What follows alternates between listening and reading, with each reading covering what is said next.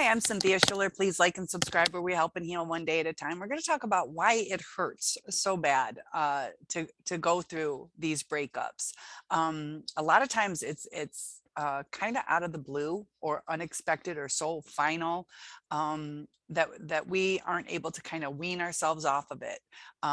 There's no, discussing it and working on it and realizing maybe this isn't going to work. It's we try and try and try, and then all of a sudden it's over.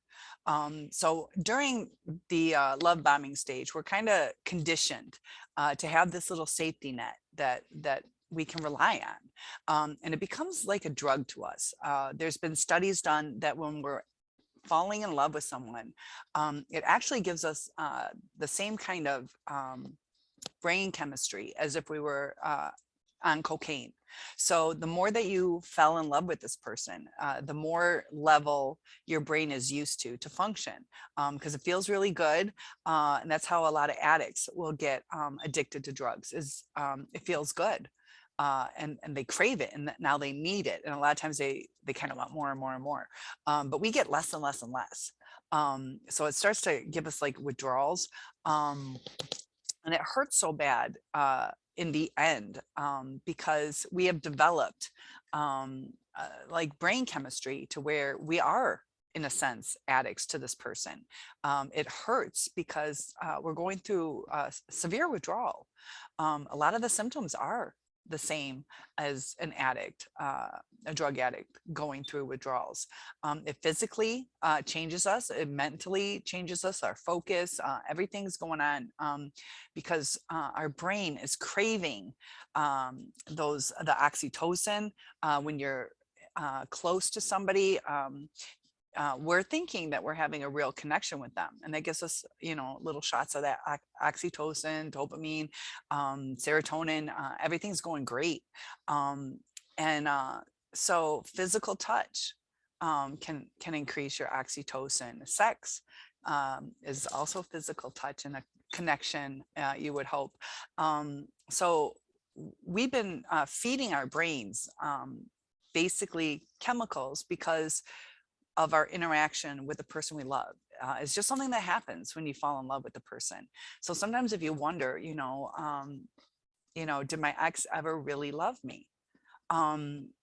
They not only lack empathy, but they don't go through that falling in love, because you need empathy to connect with someone. And that's one of the major things. So they enjoyed you. You enjoyed the physical touch, things like that. But they didn't bring it to the deep level that released as much of all the brain chemicals to have them in that addicted state. Their reason for being with whoever they're with, whether it was you or the new supply, is usually for different reasons other than that feel good love, because they're not able to get to that level. So they don't have the same brain chemistry. And their needs are fulfilled differently because they know they're never going to get to that point. So their needs are based on, like they call it a fuel, where it's image or money or having somebody take care of them or whatever their picture of perfect is. That's what they latched onto. They saw something kind of perfect in you.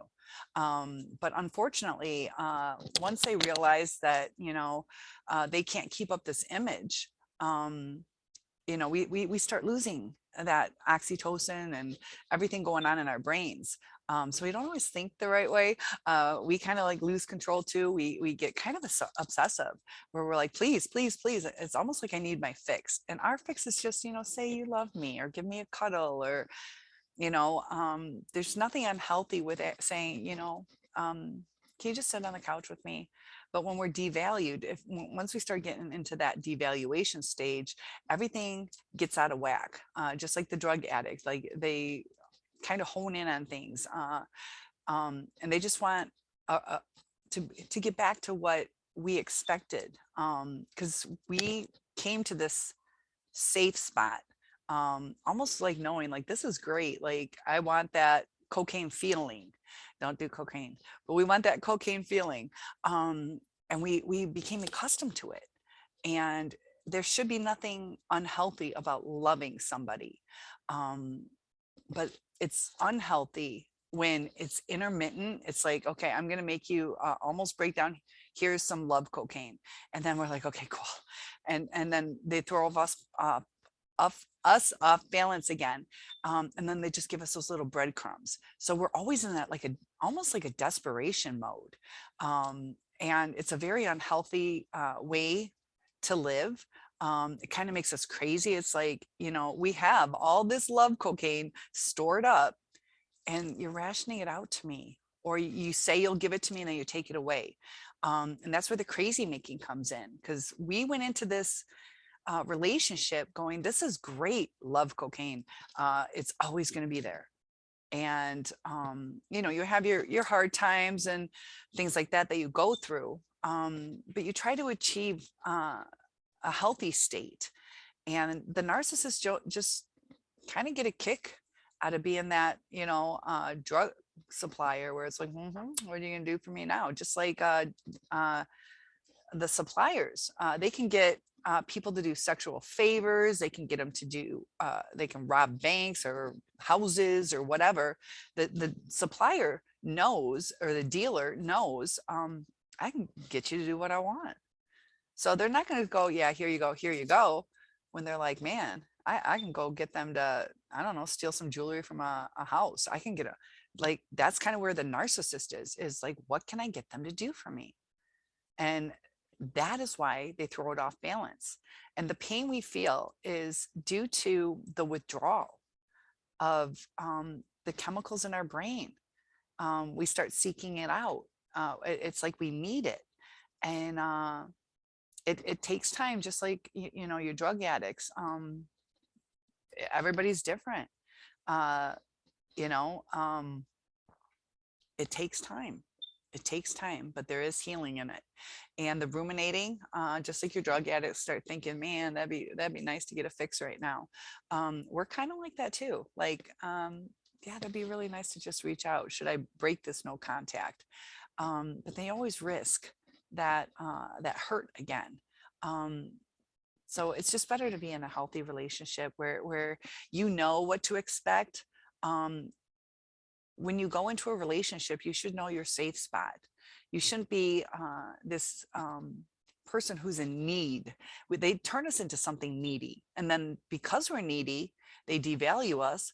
But it was like the drug dealer purposely did it so they could get what they wanted, and just know that, sometimes the physical touch that we're craving, get a massage or cuddle with a pet, or, just give your friends some hugs, high five your kids, things like that. Physical touch is important.